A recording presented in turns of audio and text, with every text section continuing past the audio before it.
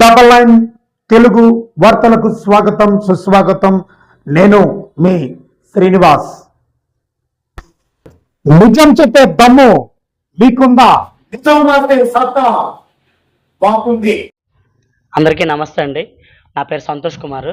మాది దేవాడ గ్రామం, కొత్తవలస మండలం, విజయనగరం జిల్లా అండి.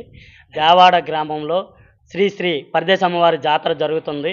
ఇది ఈనాటిది కాదండి, ఎన్నో ఏళ్ళ, కొన్ని వందల సంవత్సరాల నుంచి జరుపుకుంటున్నటువంటి మా గ్రామ పెద్దలు, అలాగే గ్రామ ప్రజలు అందరూ కలిసికట్టుగా, పార్టీలకు కానీ ఎటువంటి సంబంధం లేకుండా ఒక గ్రామ ప్రజలందరూ కూడా ఒక తాటిపైకి వచ్చి ఈ గ్రామ పండుగని చాలా గణనీయంగా జరుపుకుంటున్నటువంటి పరదేశి అమ్మవారి జాతర అండి ఇది.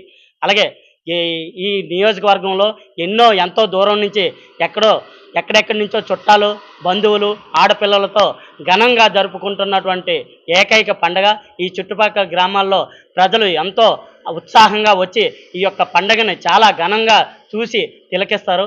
ఇది ఎంతో చరిత్ర కలిగినటువంటి పండుగ అండి. 11 రోజుల పండుగ.